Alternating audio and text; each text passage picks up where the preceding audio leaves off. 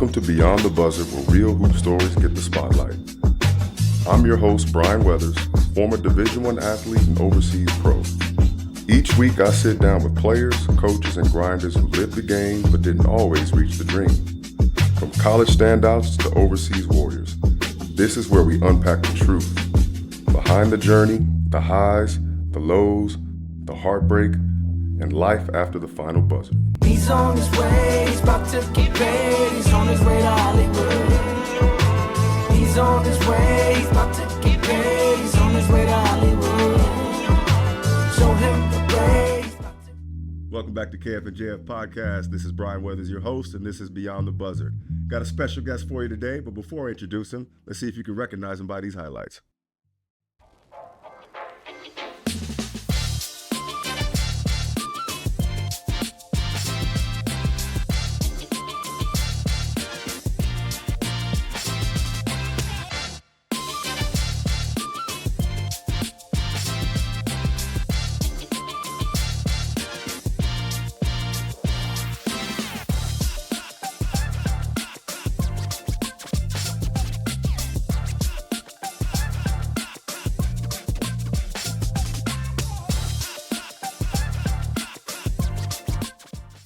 As you can see, a very decorated individual, Mr. Major Williams. Thank you for coming to the show today. We appreciate having you on. Thanks for having me, brother. I appreciate it. Yeah, no doubt.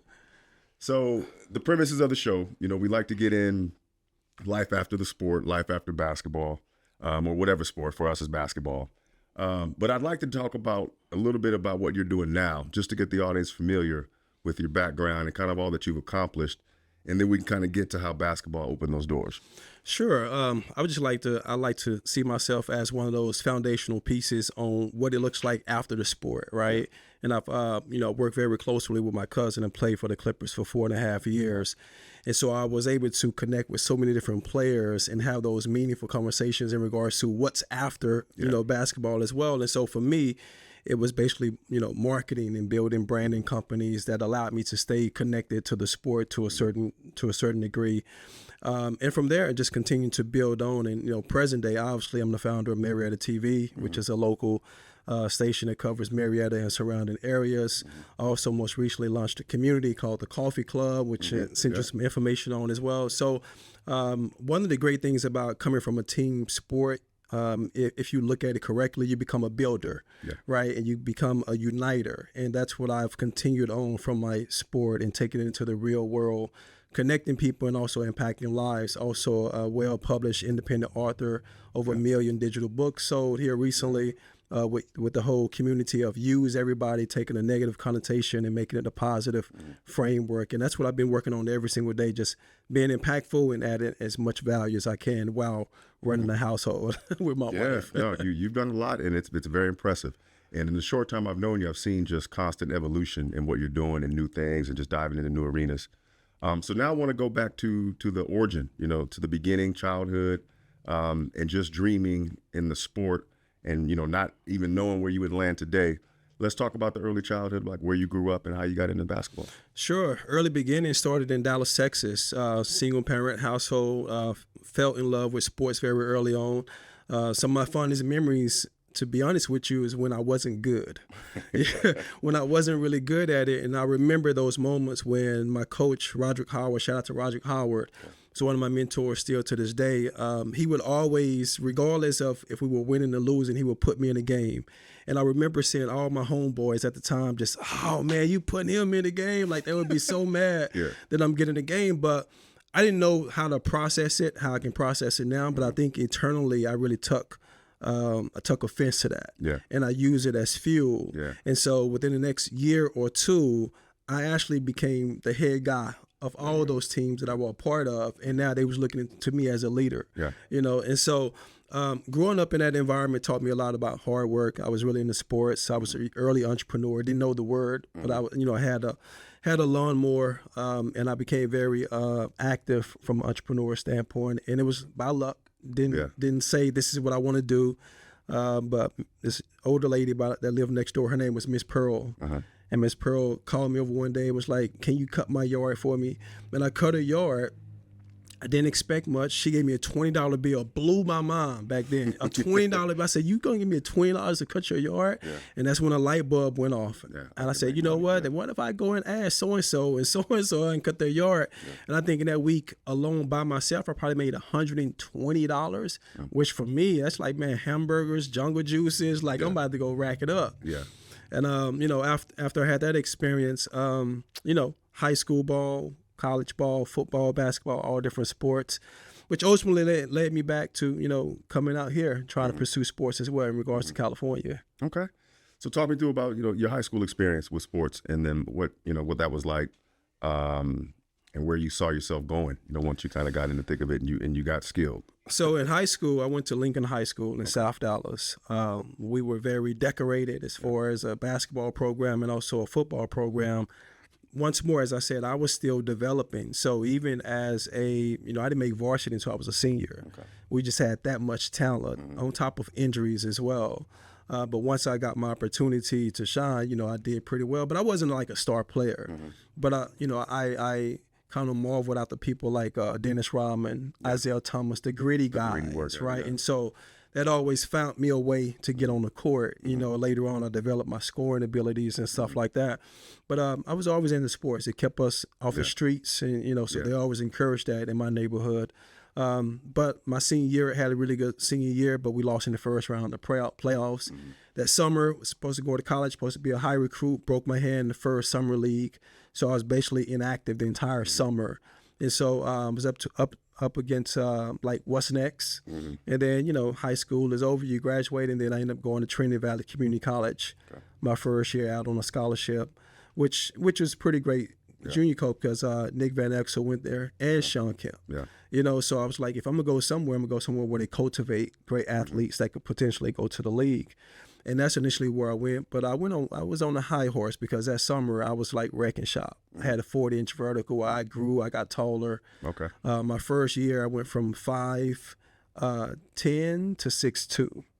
Right, so I was really coming into my own, and so I had this bravado and ego, no mentorship, no dad in the house, so I was all emotions, right, which could plague any player, right. Sure. End up deciding to transfer, which is one of the, you know, the worst decisions at the time that I could have ever made. Ended up going to walk on at Louisiana Tech University. And so that was the early journey of going from high school to college. Didn't play a lick at Louisiana Tech because I had a heart murmur right before the season started. So here I am once more in another predicament. Yeah. And then I came back home to Texas and ended up playing at Eastfield College. Eastfield College played good enough to get an agent, which was No Limit Sports that Master P had just launched. And they flew me out to Baton Rouge. I trained with Ron Mercer, Derek Anderson, Ricky Davis, everyone that was there, all 8 players they had went to the draft, including myself, but I didn't get drafted, right? So I'm devastated trying to figure it out. But the great thing about it is that it landed me in California. And on the third day that I moved here with Silk the Shocker, I met my wife. So, I mean, it all worked out 26 years later. Well, so I'm hearing the underlying theme of grit, okay, and resolve. And I'm wondering where that was developed. Like I heard you mention there wasn't a father in the house. So where does that develop? Because it seems like you were, you know, aware of kind of your skill level. You kept grinding, like didn't make the team till your senior year. But here you find yourself in a position where you end up, you know, at the draft, right, as a potential draftee. So where does that grit come from, in your opinion? To be honest with you, it's kind of cliches, man, but it came from Michael Jordan VHS tapes. Wow, that's great. Like literally, I watched it Come Fly With Me in VHS tapes. I watched it like a million times. And then when you watch people like Allen Iverson, the size that he was, the passion, the grit, the determination against all odds. So when you're watching images like that, you can either look at that and absorb it, which is what I did.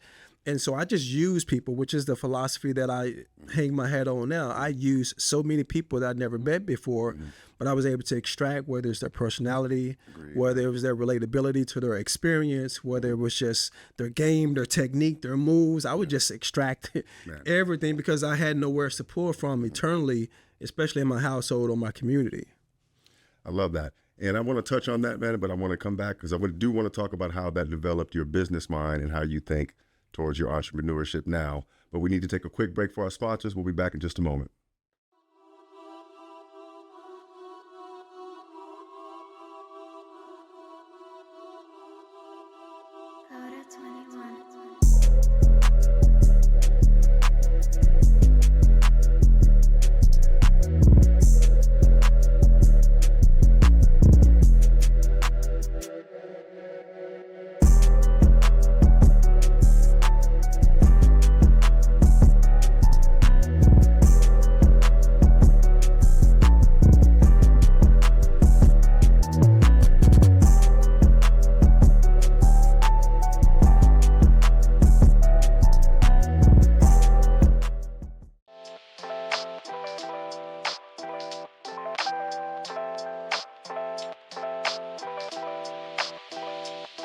Hey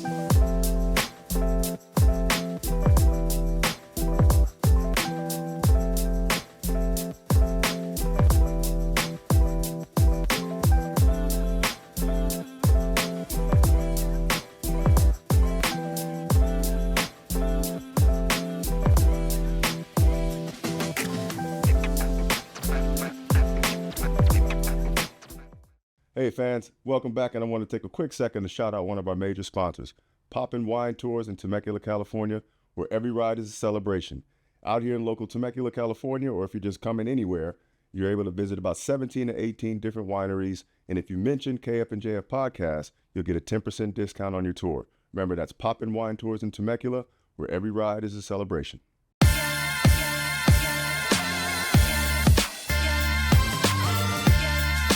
Hey, it's Brent with Poppin' Wine Tours. Come out and join us 7 days a week. We got the best wine tour in town. All your tastings are covered. 17, 18 tastings, all of them are free. You get a driver, you get a guide. It's the best time in town. So come on out and join us today.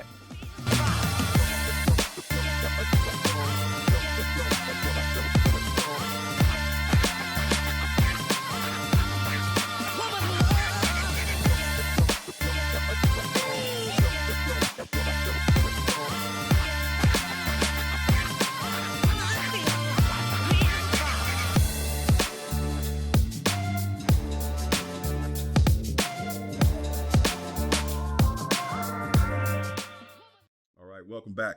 If you guys haven't already, please hit that like button, subscribe to the channel, and leave a comment if you're really interested in enjoying the conversation. All right, we're back with Major Williams. We were talking about, just the college extent and then, your draft experience. And I wanted to dive in because now you've become, an entrepreneur, very successful in the community, even, political run. I want to talk about how sport in your mind or even your upbringing helped shape your grit and then an entrepreneurial mindset. Everything for me, the foundation was sports in regards to mentality. So even if I take it back to high school, my high school coach, when I was a senior, was Robert Allen. Mm-hmm. And he had a saying, be tough, be mean, be dedicated, hustle for your teammate, be somebody. Mm-hmm. But it's so funny. He was like Incredible Hulk. He was saying with so much, he would be so animated with it, right? And we just all took on his whole bravado and his tone. And I think that carried over into everything else. So even if it was a math test, it doesn't matter. Like he had instilled something within us to just be dominant, to compete, to go out there, to take it. Like even if I play football, like I literally thought I would be upset if somebody else caught it because that's my ball. Yeah. Right. And so he just put that in us very early on. So for me, it was just basically a copy and paste. When it came to business, I want to compete. And I also want to give people opportunities. So that's the assist part of it as well. So everything for me foundationally started from there in regards to my mentality. Shout out to Coach Robert Allen, who kind of embedded that in me early on. I've got a lot of similar experiences with coaches that just pour into you young, and you really don't realize the effect till later. I happen to work for one of my coaches now, who's our principal. Shout out to Ty Nichols. But I caught him when I was in 8th grade. And same type of thing. He instilled a level of discipline in us and, structure and work ethic and confidence that, led me to go play varsity right as a freshman. And I think just as from a competitive standpoint, when you have coaches like that pour into you, that's huge and positive. Absolutely. So moving along after college, after your pro stint, your aspirations, talk to me a little bit about what was next, right? Being devastated, not playing professional ball. What was kind of the next chapter, and how'd you kind of get moving in the direction you're in now? I would say the first part of it was limbo, right? Just trying to figure it out, Sure. Throwing things up against the wall. But during that particular time, I did have an interest for music, and as far as being a music artist, being a songwriter, being a producer. As I was added to that circle with No Limit, obviously I'm around musical influence. Yeah. And so I befriended artists that was there, which is Mr. Servo, Silk the Shocker, Big Ed the Assassin. And so these are all people I'm hanging around, including P. Yeah. And I got the music bug. And so I was like, you know what, maybe I become a music artist, right? So I'm 19, 20 years old. And that started to mature into really trying to make that happen. So that was the initial thing, do music. Which led me to California. I moved out here with Silk the Shocker in 2001 to California. Had one duffel bag, didn't know anyone, no clue in regards to what I was going to do. But it also got me away from Dallas and away from everyone saying what happened, right? So I was just like, another opportunity to get away for a second and like try to figure this out. So I was like, cool, let's go do it. Rappers, they have a good time, they party, have a good, so that's what I thought the world was like. But being around P and also being around Silk, when people, when you see that they're like, the whole mantra was soldier, right? Yeah. But what people don't understand, like P really lived that. Like it was very military minded. And like even with my name Major, it came from that whole structure. Like it was Major Impact. It was Major Williams. And so he was a person who would go out. We would go out to places, all this hoopla, and he's not even drinking. Huh. Silk didn't even drink. So I naturally gravitated towards that. I didn't drink. Yeah. We got all this hoopla, all this fame, couple dollars. We are the most squarest guys in the whole place. Yeah. But that gave us that leverage to be clear-minded, to do good business, and to grow in certain spaces where others would probably drop the ball. And it allowed us to connect with other people because of the way we presented ourselves, on film and behind the scenes as well. And so that was the first introduction to what was next. Doing music, coming out here trying to figure it out from that perspective. Obviously, our thing was to take over Hollywood. Yeah. And so Silk wanted to start a label. We're going to different labels, Capitol Records, places I've seen only on TV before. So my mind is blown, and we're staying at the Argyle Hotel for 2 months. I'm staying in a hotel, room service. It's like crazy. But, before I get to the next part, the thing about California, I always tell people this funny story. I came out here, I had what we call a wife beater, right? Yeah. So I'm wearing a wife beater. We're going up and down Sunset, just having a good time. And then it's like 6 o'clock. I'm freezing. I'm like, what's wrong with this weather? So, that was my introduction to California the first couple of days that we were here. But that was just the beginning of trying to figure out what I wanted to do. And as I matured and got around different influences, then I was able to kind of pick, cherry pick what else I wanted to do. Yeah. And I think that came with me connecting with my cousin when he got, picked to play with the Clippers, and that evolved into something else. Okay. Man, that's quite a journey. The whole extent with Master P at No Limit. So talk about how that obviously didn't go on forever, right? Yeah. So then when that ended, talk about it, because for a moment you were in politics. I remember you were running for mayor of California, which I voted for.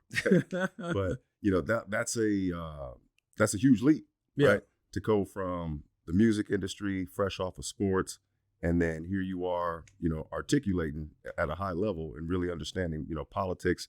How did you even get into that lane? How did that even come about? Well, it came from different positioning. So music didn't really last too long at a place to where I could really create a career from it. But in between two different spots. One spot was when I realized that my success wasn't going to come from being in that particular circle, as far as Master P and No Limit Records.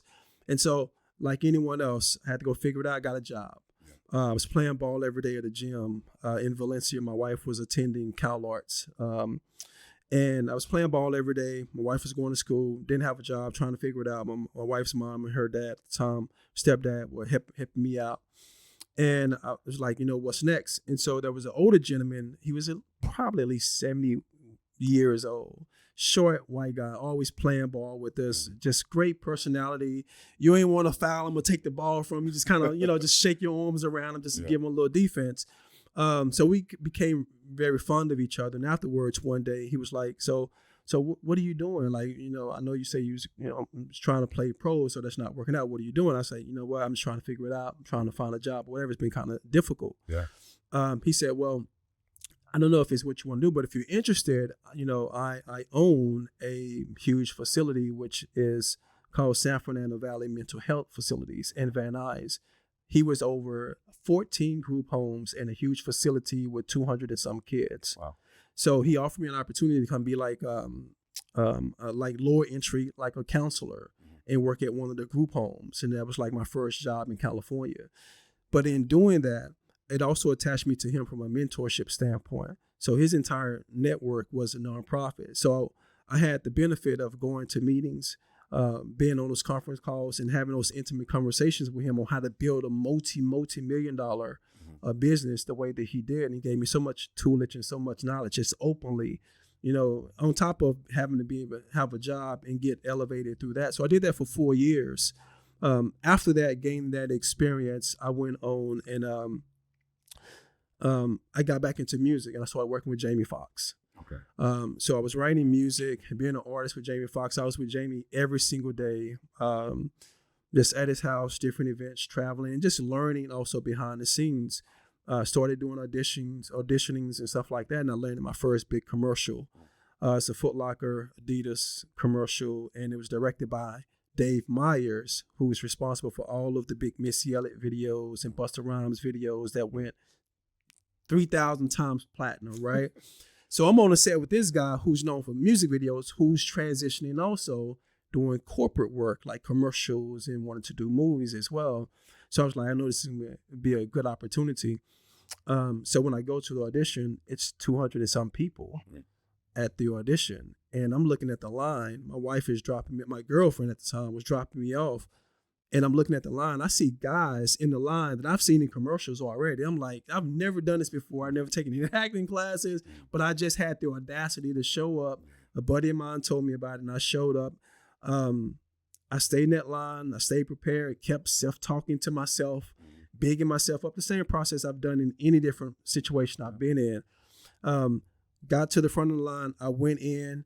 Something clicked. I went in as if I knew every single casting director there, interacted with them in a way that they've never seen anyone else interact with them before. But I also showed up, dunked the ball, talked trash, did what I was supposed to do, and a little extra sauce on it. Yeah. 3 callbacks later, end up landing at $170,000 for 1 days of work. That's that muscle. Blew my mind, right? That's amazing. And so just things like that just kept happening, over and over again. Just that audacity to go for it. Just like you said, when it comes to politics, being in those circles around influential people, great conversations. I became a very great broker and a great conversationalist and a connector. That didn't rub people the right way sometimes because like you using somebody's name. Well, I've always believed in using leverage and those opportunities. I want to pause just for a second because I can't help but want to highlight like that is what sports does for people. Yeah, it just builds that resilience, in you to step in these different arenas and lanes with the confidence. But you've got a plan. Like even though you're nervous, you're able to kind of to grind through it. And I just think for those who are watching, that is exactly why it's important, to be involved in sports, especially at a young age. Because as I'm listening to your story, shape and evolve, there's no question how you get in these lanes. And every time you kind of dealt with adversity, you had a plan, you kept moving forward, and you're able to kind of, your resume it's just impressive, right? You've done a lot. I'm listening, like, man, he's working with Jamie Foxx, no limit over here. He's working with the Clippers. So that's a lot. And, it happens outside of the NBA arena, right? Yeah. And these are the things like when we're young, we strive for, but you not even knowing, I'm thinking of all the things that you've done. And you probably at the beginning of it just wanted to be here, right? Playing pro ball. Yeah. So that's amazing. Just wanted to talk about that for a second. I was enjoying your story. So if you want to continue on. No, absolutely. It's crazy because even now when people ask me like, if you're just from a program response, what do you do? Yeah. Right. For me, it's always been a little difficult to answer that just one trick pony because I can tell you I own a media company. I can tell you I own a fashion company and they've all had their successes, but I've never been one thing. And it's only because I grew up watching people like Russell Simmons not only have a record company, but do fashion. I've seen LL Cool J. I've seen the guys with FUBU. So I've seen entrepreneurship at a very early age. In 2008, just randomly, just because I was with Jamie Foxx, I believe that, I know Soulja Boy likes to say this a lot, but I believe I was the first rap artist to make $1 million drop shipping, selling stuff online through Instagram and through social media, whatever, right? And, I made my first $1 million with a clothing brand no one knew about, but I had Leonardo DiCaprio wearing it. I had Jamie Foxx wearing it. I had all the fly artists wearing it in pictures. Kyrie Irving wearing my gear. You got shirts on with my it's called Lord Major Apparel. And I had no passion for it. I just did it because that was the blueprint of what I was enticed by. And it ended up blowing up just by affiliation of who I was with, but I had no business plan.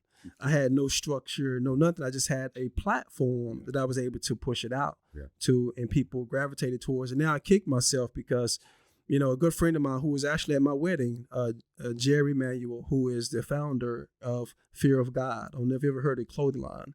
It's called Fear of God. And he's also has another line called Essentials. We started at the exact same time. Now he's worth $390 million. Wow. And he took from my blueprint of Lord Major Apparel, Lord Major, which my son named now is Lord. My name is Major. Yeah. And he created Fear of God. Yeah. So from a faith-based perspective, he took it. He had a plan behind his, Yeah. So it's always been very, interesting to say, exactly what I do. I just call myself most recently I put it on my Instagram. I believe I'm a designer of life. I just design my own life, man. That's it. Life designer. Man, that's impressive. I feel like we can continue this conversation forever, but a couple more questions for you. Yeah. I want to talk about like what's next for you. Okay, what are you currently, investing your time in? And then I'd like to always end it with your message for the youth. Anyone who's watching that may have, maybe inspired by your journey. What wisdom would you bestow on anybody that's kind of, either entrepreneurial minded, sport minded? I mean, I feel like there's so many lanes that you complement. It's hard to kind of tell a kid to watch one thing, but any advice you would have? I think the first thing that I'm working towards is just building a vessel where I can impact lives. And that's the beauty of my books, Use Everybody. Unlock, Shift, and Execute is the acronym I use when I'm doing public speaking, whether it's with youth centers, whether I'm in corporate meetings, because I've taken a negative connotation and I've turned it into a positive life framework, right? And if that could be one of my purposes in life, I will be fulfilled, because I believe that, there's so many young people. I was one of those young people once upon a time, years ago, that don't get a chance to get poured into, right? And so if I can put messages out there, if I can put materials out there to impact their lives, that for me, that gives me purpose. In addition to that, just doing things that feed and fuel community. That's the whole purpose of Marietta TV. And also just wanting to be successful, to be an example, but also bring others with me as well. So just showing creativity. Marietta TV is something that covers local surrounding areas. It didn't exist. I made it exist. It was a simple ideal, and I just added execution to it. And I want to continue to talk about this because so many people are afraid, and I want to just break through shatter all that fear that a lot of entrepreneurs and even former players have, to know that there is life after sports. But the beautiful part about it, what you learn in sports, you can implement it in your next chapter as well and be successful. And so if I'm giving a message to any young kids, always, as I tell my son, it's all about, for me, foundationally, I keep it simple, lay one brick at a time. To create any foundation, just continue to lay the brick. If you want to create a solid wall, first you have to start with one brick, right? And then just use yourself. Continue to push yourself, believe in yourself, and also use people, right? Use other people that inspire you and extract from them things that you feel like that will grow you eternally, physically, mentally, and spiritually. And then just continue to replicate that, because when you do that, you're forming a habit, right? And so my biggest advice would be form great habits for yourself, and ultimately you're going to reach success. Do not chase money. Create systems, add value, and then that money will flow to you regardless anyway. Man, I want to thank you for your time. You've been an amazing guest. That's excellent advice to anybody who's watching. Thank you, Mr. My brother, thank you. I appreciate it, man. Coming down. I want to thank you guys, especially if you watch this show to the end. I really appreciate that. That really does help the channel. Again, please leave your comments, subscribe, and like the channel. Thank you.